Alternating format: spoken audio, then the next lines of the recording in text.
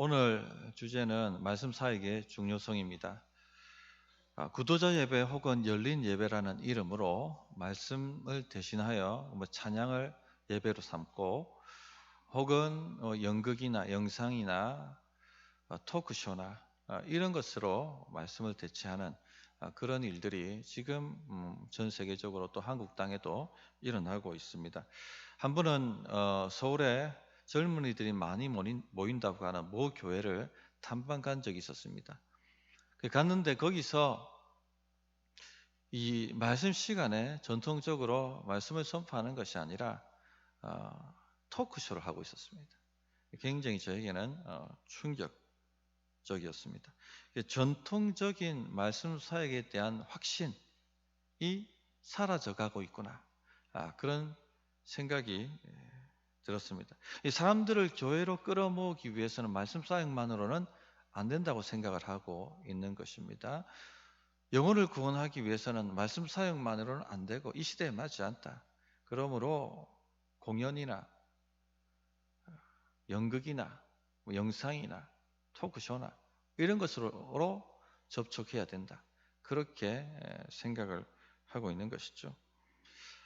게다가 로이드 존즈 목사님이 지적했던 것처럼 강단꾼들이 강단을 차지하고 쇼맨십으로 강단을 훼손하고 있기 때문에 더욱더 그런 것 같습니다. 그래서 말씀이 아니라 윤리적 담화를 나누거나 정치적 담론을 말하기도 하고 혹은 웃는 우스갯소리로 처음부터 끝까지 강단을 채우기도 하는 그런 일이 일어나고 있고, 분별 없이 많은 교회들이 이것을 받아들이고 있고, 또 분별 없이 성도들이 그것이 은혜가 있는 것인지 착각해서 환호하고 있는 실정입니다.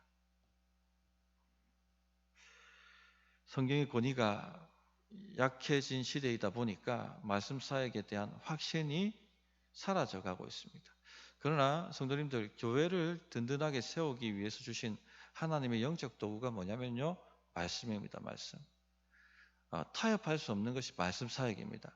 말씀이 아니고서는 교회는 세워지지 않고, 말씀이 아니고서는 성도의 삶은 풍성하게 될 수가 없습니다. 그래서 오늘 말씀 사역의 중요성에 대해서 우리 성도님들에게 강조하고 또 설교하고자 합니다. 먼저는요, 목사는 말씀 사역의 직분이라는 것을 아는 것으로 시작해야 됩니다.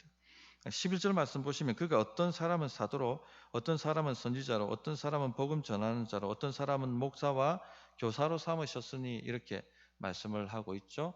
사도는 잘 아시듯이 예수님의 12제자, 주님과 함께 3년 공생애를 보내고 직접 배웠고 주님이 이르시는 모든 표적과 기사를 직접 경험했던 분들입니다. 주님께로부터 직접 임명받았던 분들이죠. 유일무이합니다. 반복되지 않습니다. 사도 바울은 이방인의 사도로 주님께 부름을 받고 그렇게 사도로 선임이 되셨습니다. 자, 요즘 시대에도 그러면 사도들이 존재합니까? 없죠? 이거 분명히 알고 계셔야 됩니다. 신약 교회를 세우라고 주신 유일무이한 직분이 사도직입니다. 그래서 사도는 표적과 기사를 행할 능력을 받았고 하나님으로부터 직접적 계시를 받을 수 있어서 성경을 기록하게 하기도 하셨습니다. 그러나 요즘에도 사도들이 존재한다라고 주장하는 운동이 있죠. 신사도 운동이라고 합니다.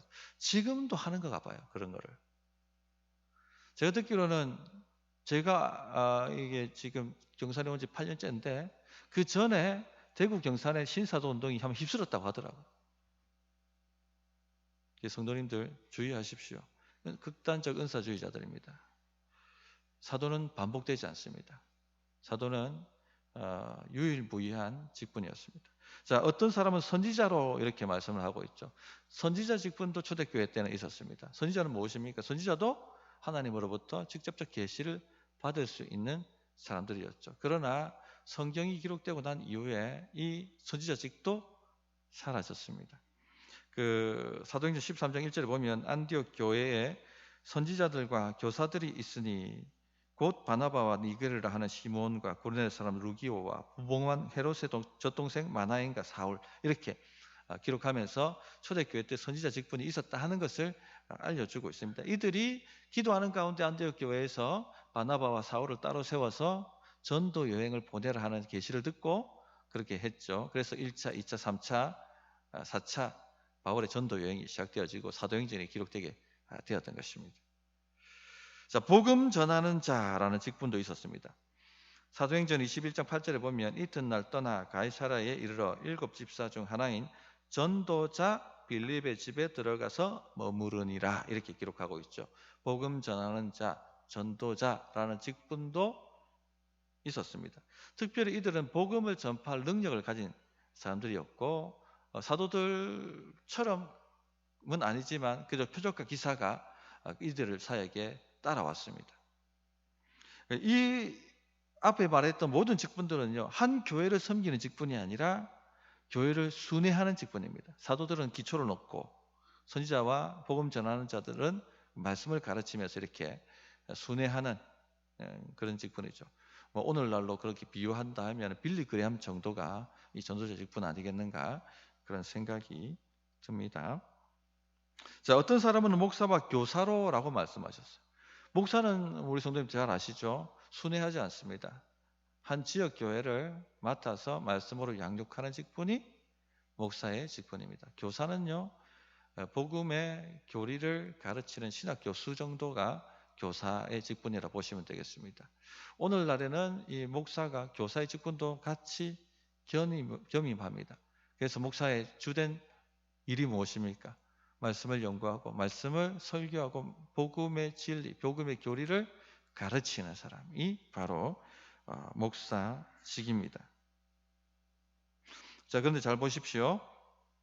사도, 선지자, 복음 전하는 자, 목사, 교사 모두 무슨 직분입니까? 말씀 직분이죠.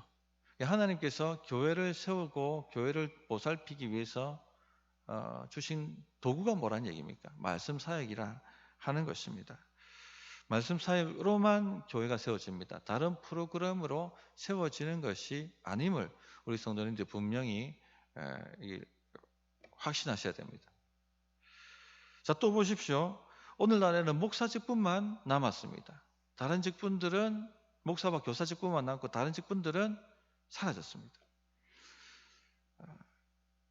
그래서 성도님들 목사 직분이 뭡니까? 라고 물으시면 뭐라고 답을 하셔야 됩니까? 말씀 사역의 직분입니다. 라고 답을 하셔야 됩니다. 목사의 직분이 말씀 사역 직분이라는 것 성도들이 아셔야 하고 목사의 주된 임무는 말씀을 가르치고 말씀을 설교하고 복음의 교리를 가지고 성도를 양육하는 것, 그것이 목사의 주된 임무, 주요한 임무다 하는 것을 알고 확신하셔야 됩니다. 아니 목사님, 우리를 어떤 수준으로 보시고 그거 모르는 사람, 모르는 성도가 어디 있습니까? 이렇게 말씀하실 분이 있겠습니다. 모르는 사람이요 꽤 많습니다. 알긴 알겠죠. 확신하지 않는 사람이 꽤 많습니다. 목사들도 자신의 주된 임무가 말씀 사역이라는 것을 모르는 사람이요 꽤 있습니다. 제가 지난주 말씀드렸던 미국을 대표하는 제가 존경하는 목사님이 존 메가도 목사님이십니다. 그레이스 커뮤니티 교회를 담임하고 계신 분이시죠. 이분이 어떤 행사에 패널로 초대를 받았습니다. 거기에는 미국에서 급속도로 성장하고 있는 큰 교회, 유명한 목사님들도 패널로 함께 참여하고 계셨다고 합니다. 사회자가 한 분 목사님께 질문하셨어요. 목사님, 하루에 성경을 얼마나 연구하십니까? 그랬더니 그분이 하시는 말씀이 교회 일이 너무 바빠서 말씀을 연구할 시간이 없습니다. 그러면 주일날 어떻게 설교하십니까? 하나님께서 말씀을 주실 줄 알고 그냥 단위에 섭니다.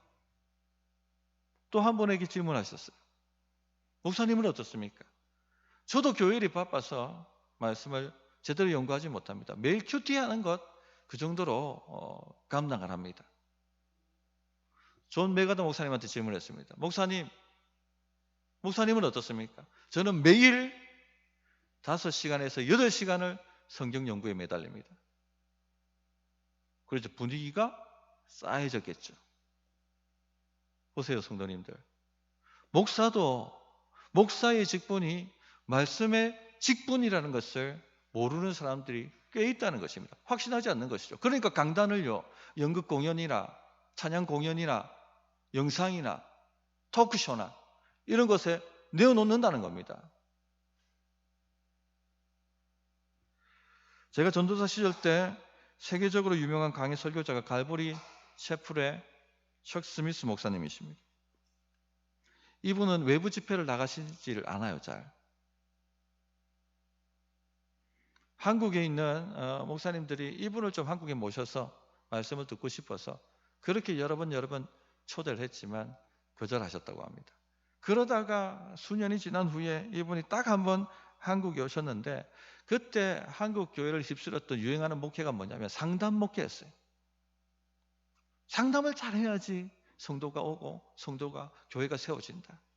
그렇게 해서 여기저기 상담하려고 그걸 배우려고 하는 그런 목회가 유행을 했습니다. 그런데 이 척 스미스 목사님이 오셔서 일갈하신 말씀이 뭔지 아십니까? 목사님들 앞에서 상담 목회하지 마세요.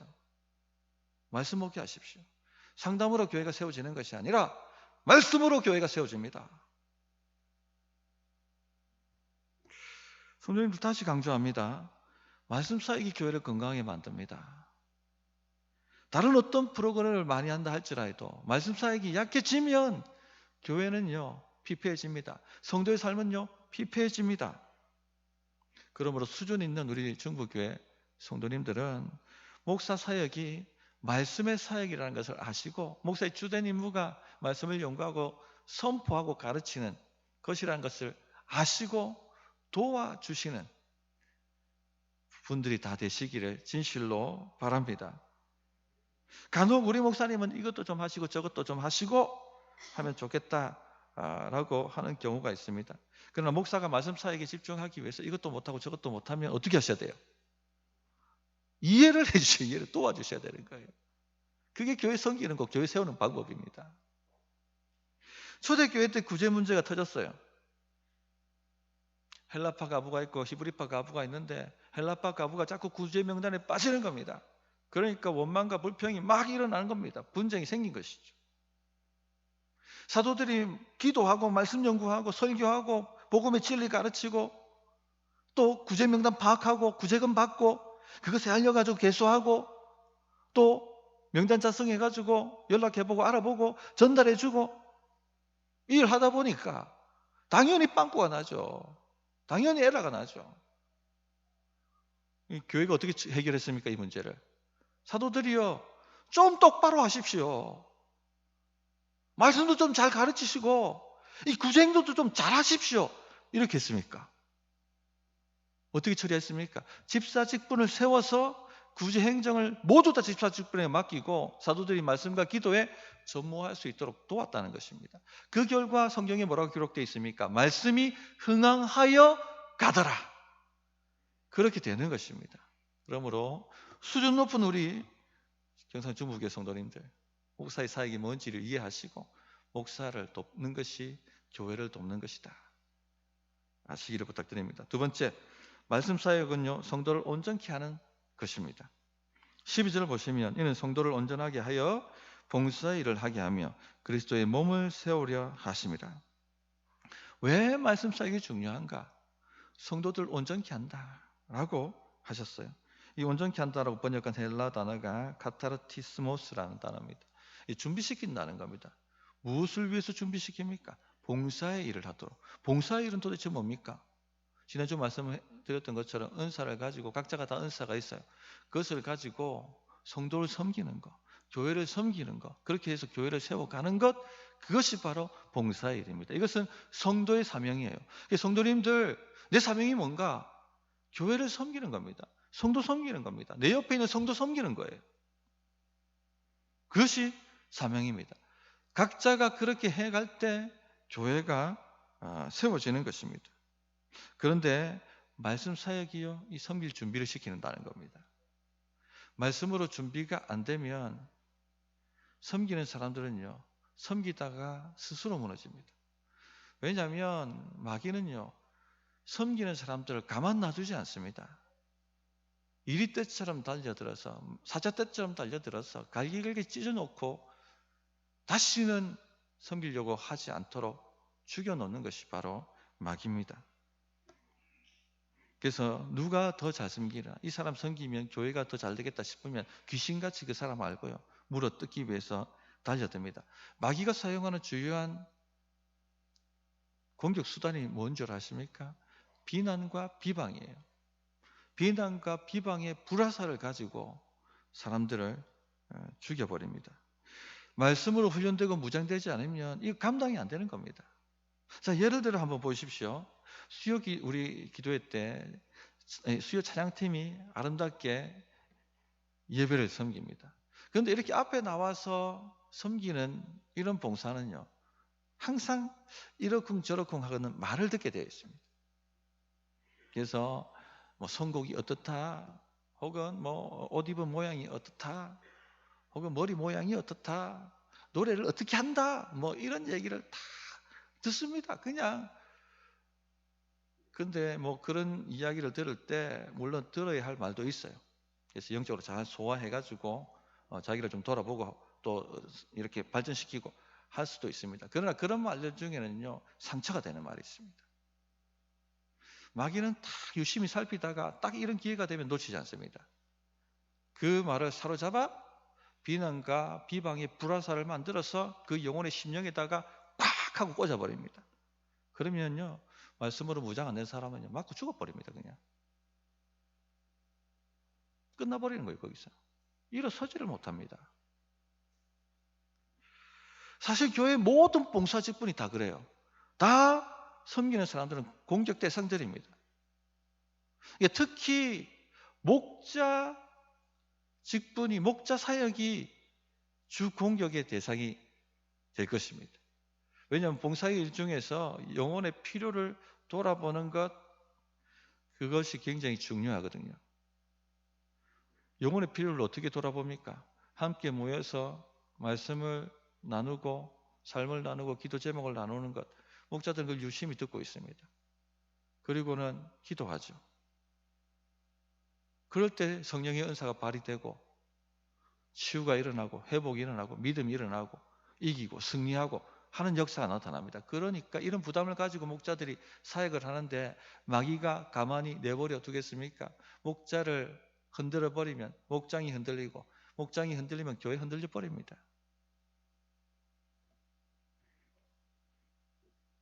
그래서 요즘 목자 모임에서 배우는 책이 뭐냐면요, 닐 앤더슨 박사님의 내가 이제 누구인지 알았습니다 라는 책이에요.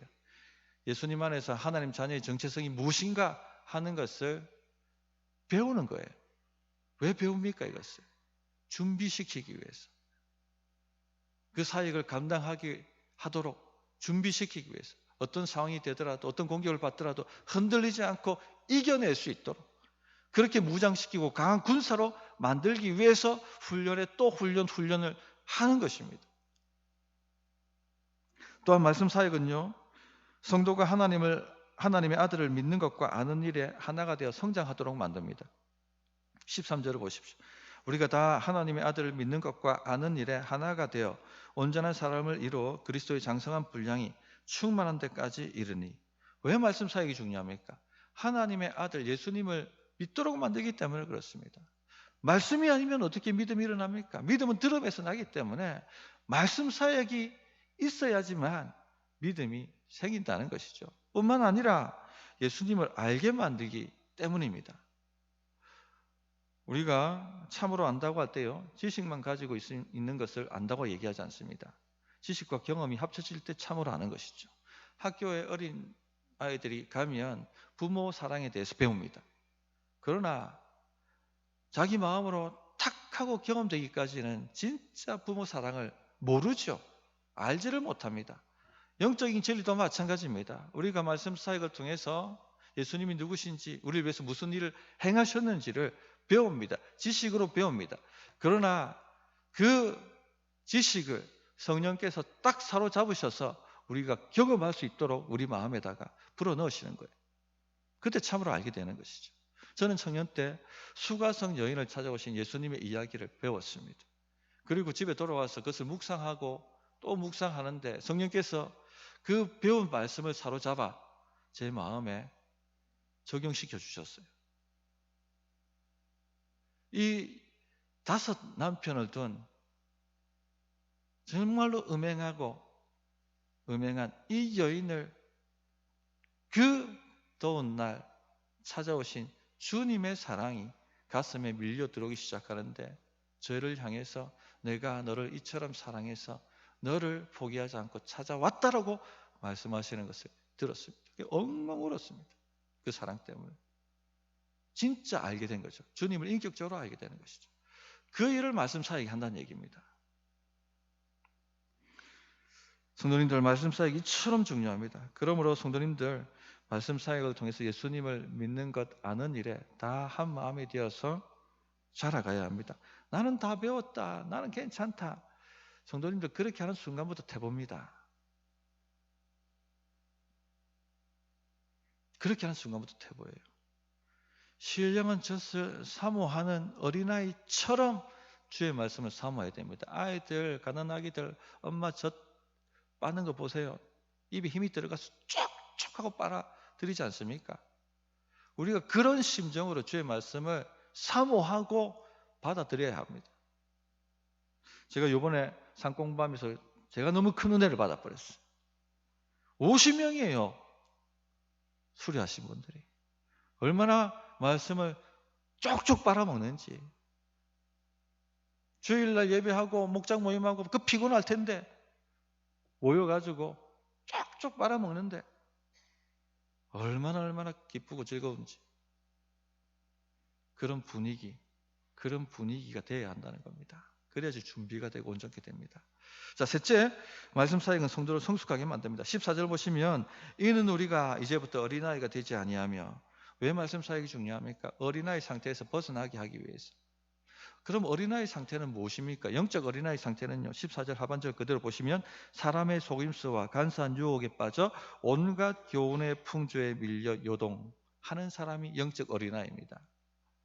제가 어릴 때만 해도 우리 부모님들이 너 길거리에서 누가 사탕 준다고 하면 절대 따라가지 마라.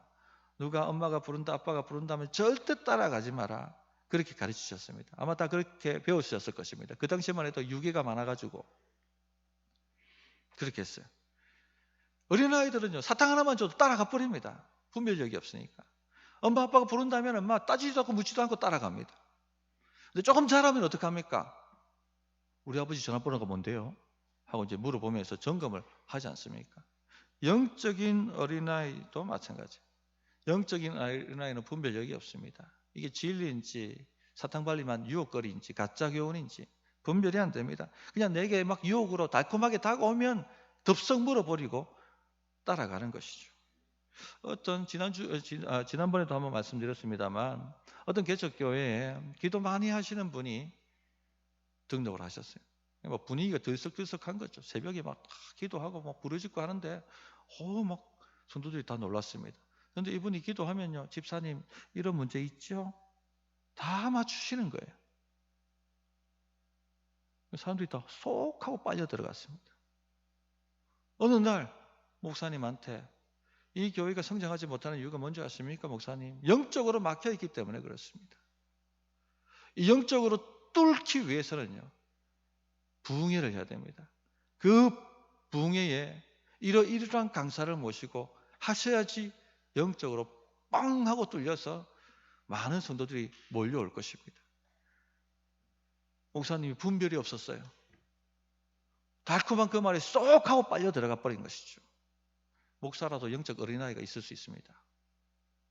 그리고는 그분을 모셔서 부흥 집회를 했는데 부흥 집회 끝나고 교회가 분열이 돼가지고 완전히 반토막이 나는 그런 역사가 나타나 버렸던 것이죠.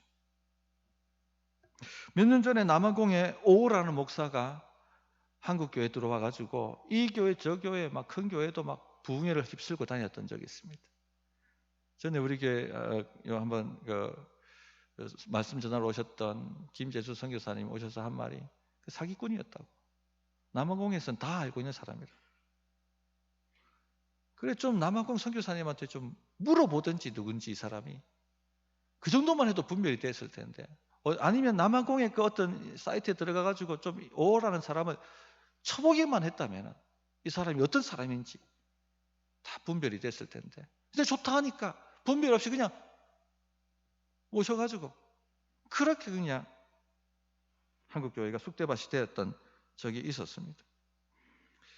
왜 이렇게 온갖 가짜 거짓 교훈에 밀려 요동하게 됩니까? 말씀이 없어서 그렇습니다. 복음의 교리가 무엇인지 제대로 무장이 안 돼 있으니까 분별 자체가 안 되는 것입니다. 이 사람이 좋다면 끌려가는 것이고, 저 사람이 좋다면 이렇게 끌려가는 것이고, 이 프로그램 좋다면 이렇게 끌려가는 것이고, 저 프로그램 좋다면 이렇게 끌려가는 것이고, 막 그렇게 끌려다니는 것입니다. 성도님들, 다시 말씀드리지만 말씀 사역이 교회의 핵심 사역이에요. 말씀 사역 없이는 교회는 세워지지 않고 성도의 삶은 일어나지 않습니다. 그러므로 이 말씀 사역을 통해서 무장이 되고 성숙해 되시기를 바랍니다. 설교 듣는 것만으로 부족해요. 양육을 받으셔야 됩니다. 우리가 상공부하는 이유가 뭡니까? 때때로는요, 상공부 한 10명 정도 지원했을 때가 있었습니다. 아, 이거 그만둬야 되나?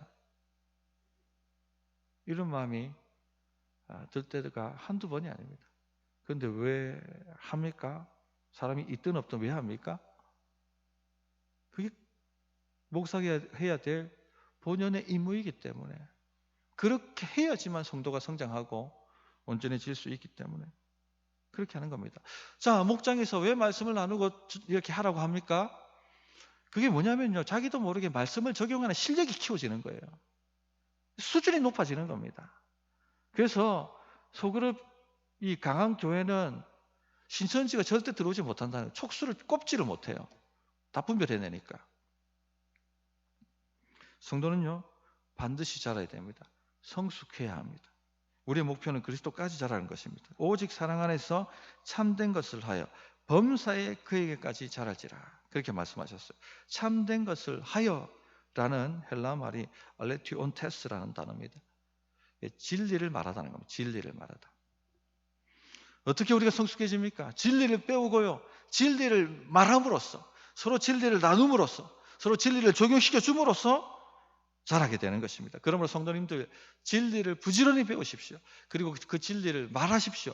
말하면요, 생각이 바뀌고, 생각이 바뀌면 행동하고 순종하고, 그러면 하나님을 경험하게 되어 있습니다. 그래서 그리스도까지 자라가게 되는 것입니다. 말씀을 정리하도록 하겠습니다. 말씀 사역 없이는요, 절대 교회는 세워지지 않습니다. 절대 성도의 삶은요, 풍족해지지가 않습니다. 말씀 사역에 대한 확신을 가져야겠습니다. 오늘 시대가요, 말씀 사역에 대한 확신을 가지지 않습니다. 목사들 자체도 확신을 가지지 않아요. 그러니까 강단을요, 엉뚱한 것에 내어주고 있지 않습니까? 첫째, 목사는 하나님께서 교회 주신 말씀의 직분이라는 것을 꼭 아시고, 목사가 말씀 사역을 잘하도록 돕는 것, 그것이 교회 돕는 것이고 섬기는 것입니다.